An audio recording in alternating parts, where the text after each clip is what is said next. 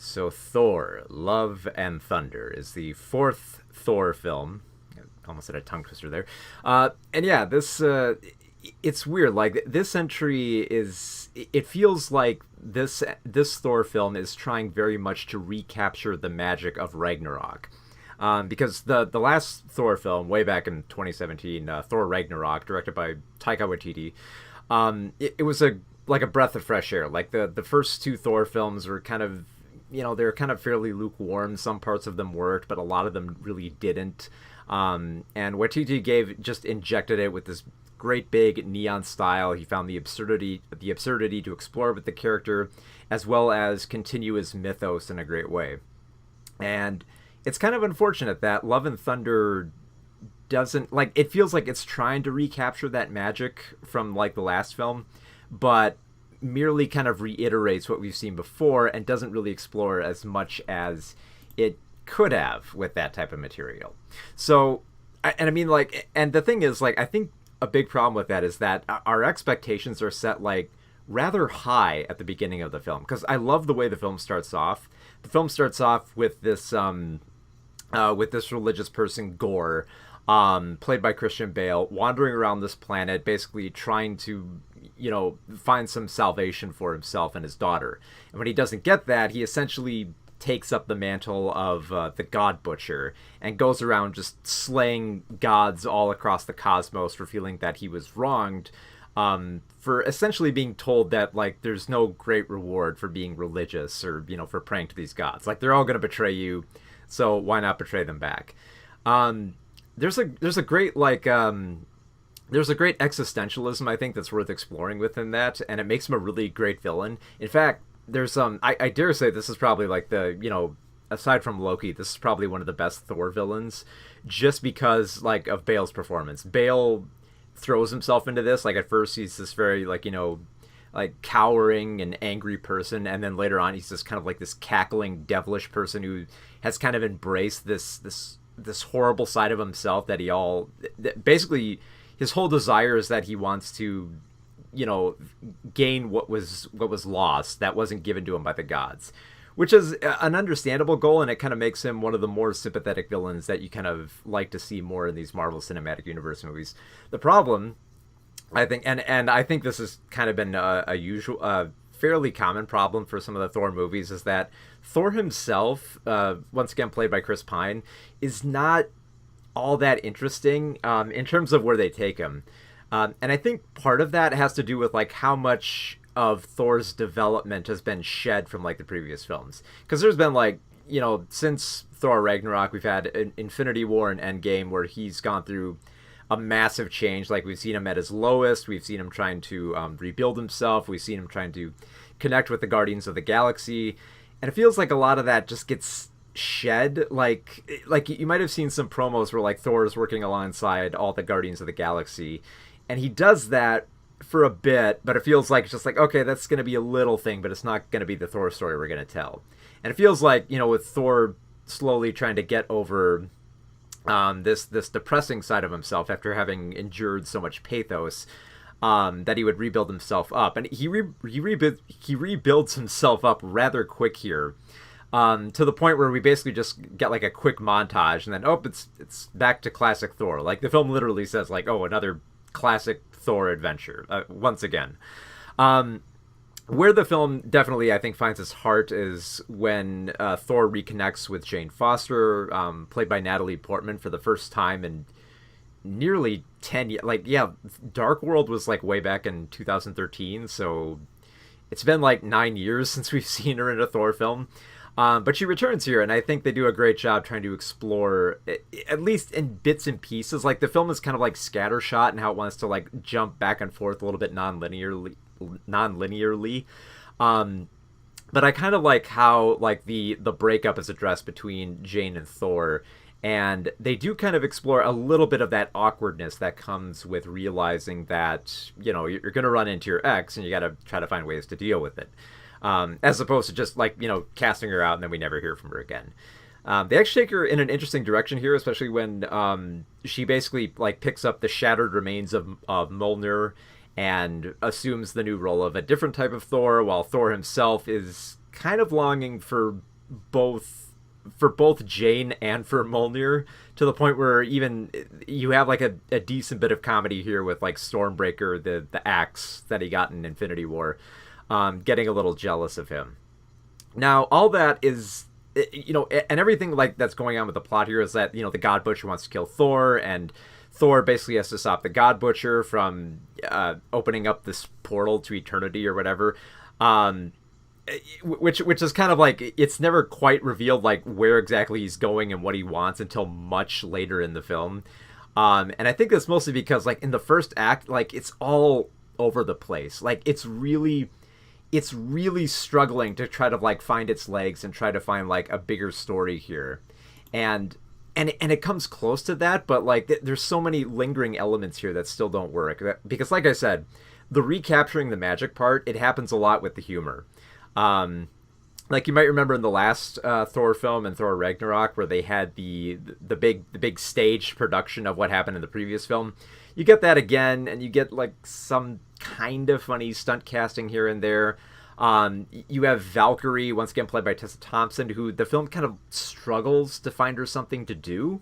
I mean, like, yes, I mean in terms of like a pivotal role, she is the mayor of New Asgard, which carries with it a certain like longing for wanting to be back on the battlefield. But that's kind of more or less what her subplot is here, and they don't really give her too much, especially because like it feels like they're building to something bigger for her, and by the end of the film it doesn't quite arrive there.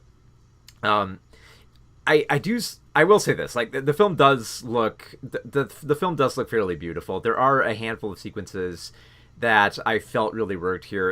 In particular, there's a scene where they're traveling to find the God Butcher, and they come across like this swath of kind of like beautiful neon colors. Then there's like dolphins dancing in the background, which is kind of like the perfect. It kind of embodies a little bit more of that fantasy setting, kind of more of the 80s fantasy aesthetic that this film feels like it's trying to be, but isn't quite there, or maybe that's just like the direction that the marketing department was going, because you look at like the posters, and you listen to the soundtrack, and it sounds like it's trying to be like that 80s fantasy, but it doesn't quite have that look.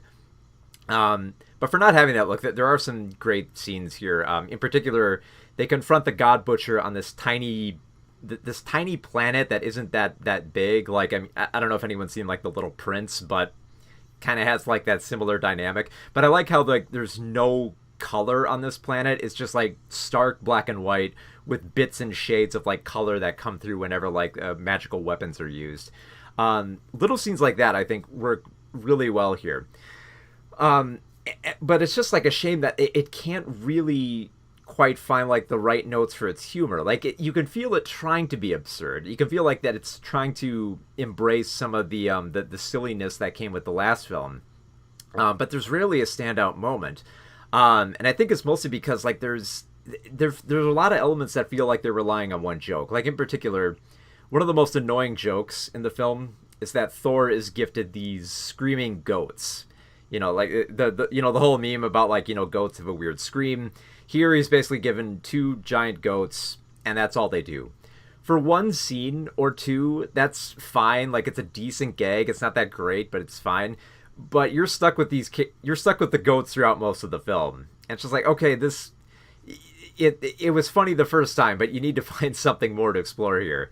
And I feel like the film is trying to find funny stuff to do to balance the levity, because it's a fairly heavy story about love and loss that they're trying to build up towards. And I feel like by the third act, it kind of reaches that point, and it actually hits a little bit hard, but it really stumbles through its first act and kind of a little bit through its second act.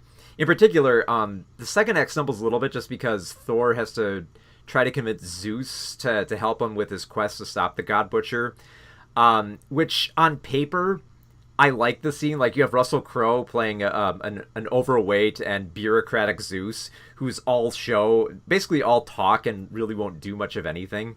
Now, on paper, I like the way the scene is set up, where it's trying to establish that, like, yeah, the gods are full of themselves, and they're not really going to look out for anyone that they don't already have in their inner circle, and that they're corrupt. And I like how just Thor, Valkyrie, and Jane just just go off on these gods. Just like, fine, you aren't going to help us.